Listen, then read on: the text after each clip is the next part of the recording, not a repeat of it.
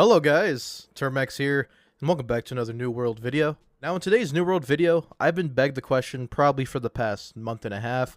Since I haven't made any updated bow builds or updated spear builds, people have been wondering what have I been running myself, what state of the game am I in, and my current setup, things I would recommend, and what I like to do. So, today's video is going to go over the Holy Archer build, which is kind of a cool build name because I look like a Holy Archer. And when people see me, they're like, holy crap, look at all that damage. Okay, I'm sorry. But in all honesty, this build is dedicated for PvP and PvE. It's a very hybrid-centered build to the point where I could go do open world PvP, sustain myself, and go do a las run right afterwards without needing to respec, grab other weapons, any of that kind of stuff. It's pretty much a do any sort of content build, and that's why I really like it. So popping into my inventory, I know my gear scores aren't the best, but hear me out. With our armor, we do not have a legendary glove yet. I have been working on that. I have been grinding for it. The god roll here would be Enfeebling Skewer alongside Refreshing, just to get things back quicker, and maybe a slottable third perk on there. Only gripe I'm trying to work towards with this whole build, and it's been tough getting good gloves. But Enfeebling is important because when we use our Skewer on our spear, we're going to reduce a target's damage by 14% for 8 seconds. And this has its PvP applications when you're going against a DPS, and its PvE applications when you're going against a tougher boss. So either way, I just love running this perk because it overall helps skewer and makes things easier. Going into our headgear, which is the Shadewalker set. We have all Shadewalker set except for the medium chest. I do have Fortifying Perforate alongside Freedom, and just Mining Luck is just there. Now, Fortifying Perforate is great because every time we do a jab with Perforate, we're getting 9.3% Fortify for 6 seconds, and this stacks up to 3 times, which is ridiculous.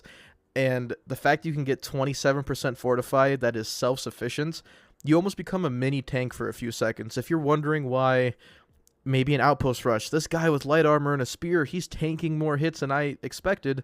Well, if you let him get a perforate off, he's going to get 27%, almost 28% Fortify by himself. And that is just great for tanking a PvE, getting a kill off in PvP, overall being less squishy since we are running the 12.7 light armor setup. Now, Freedom is kind of self-explanatory, but I consider it best in slot just because I hate stuns, I hate slows, and I hate silence. All 3 of them, they limit what you can do, and I just hate being stunned in this game. So if you can get Freedom on every piece of gear, go for it. You know, you're going to have a better time. But I just personally love Freedom because of its applications. Now over into my chest piece, I do have a Void Bent Coat. Now with the Void Bent Coat, you are guaranteed these rolls, which are Luck, Invigorated, and Resilient. That's why I opted for this, because it's best in slot in my opinion if you're running a 12.7 light setup. We get Luck for general looting all the time. Weaken, Disease, and Exhaust, and Rend expire 7.5% faster. And of course Resilient, where critical hits almost hit us for about 5% less damage, which is amazing because in light armor, critical hits do hurt quite a bit.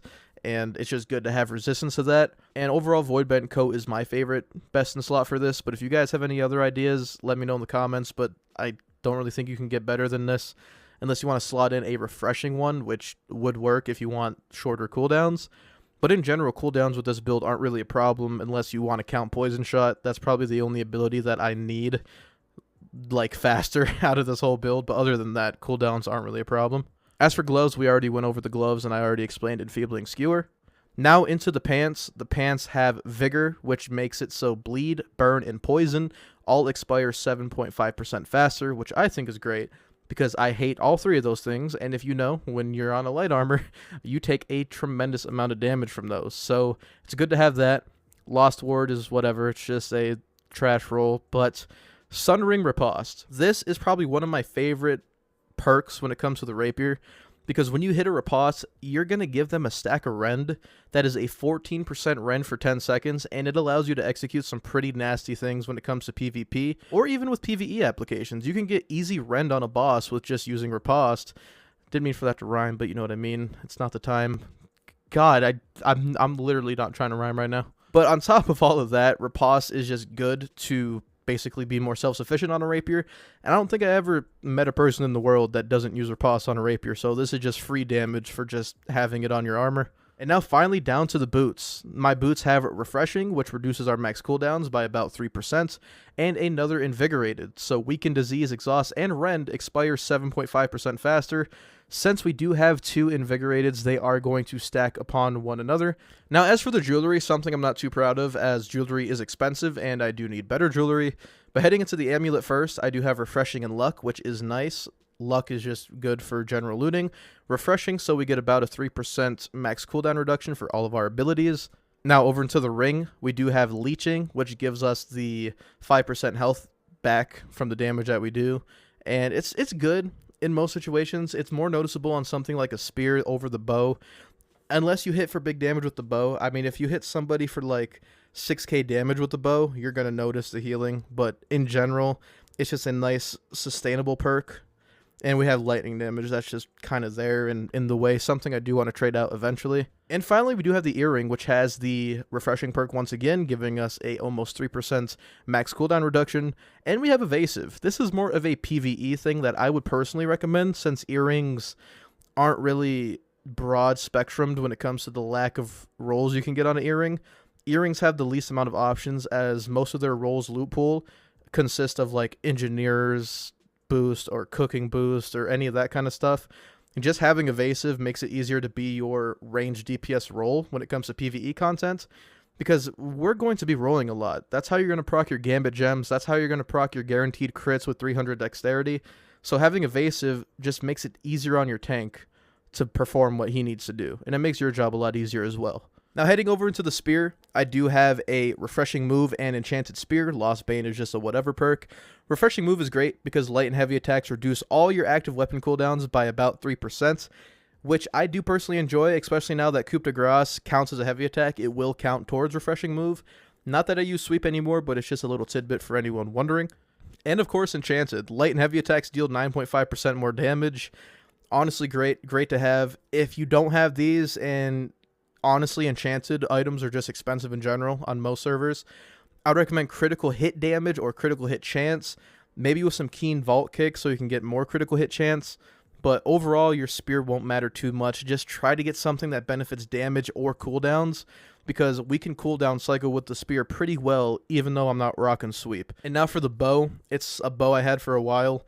I've been wanting an enchanted bow with maybe critical hit chance. I have been farming up for the Lazarus bow. Now, if you have the 600 gear score Lazarus bow, you don't need to worry about any other bows, because that's enchanted, crit damage, crit chance, basically the best it gets in the game in terms of bows.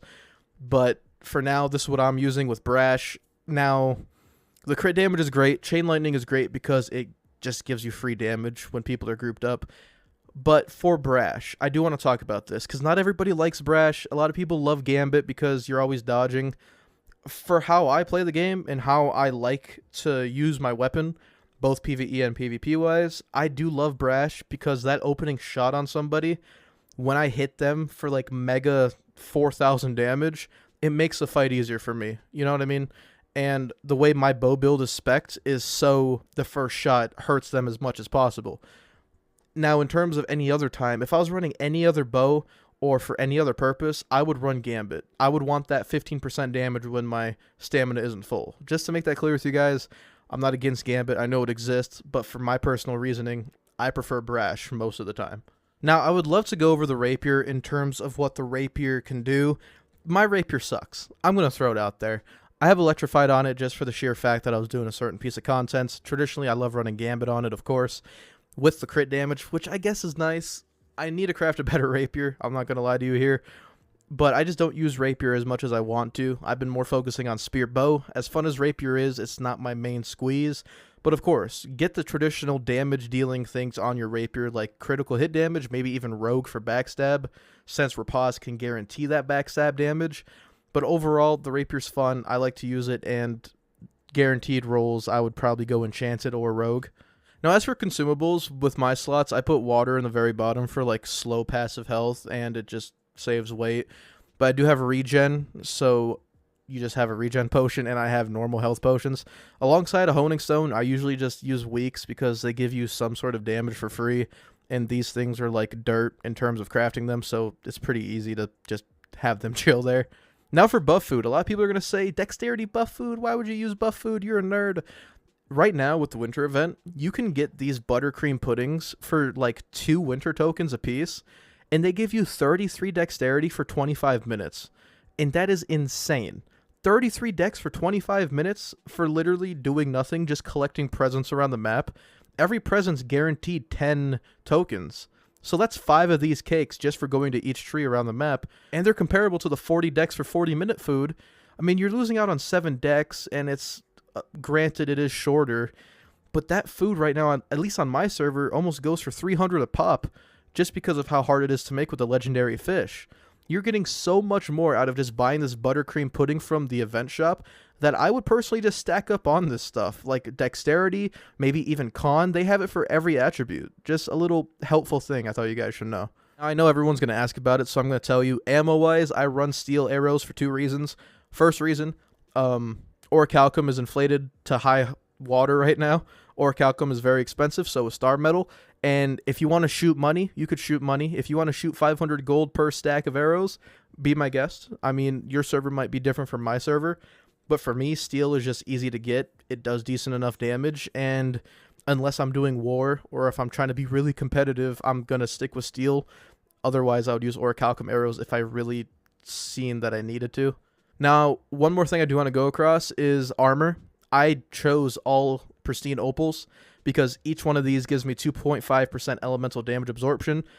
And if you're a ranged player, you're going to be going against ranged people. And the massive damage that range deals is going to be Fire Staff, it's going to be Ice Gauntlet, it's going to be Musket Powder Burn, it's going to be all the above that is elemental.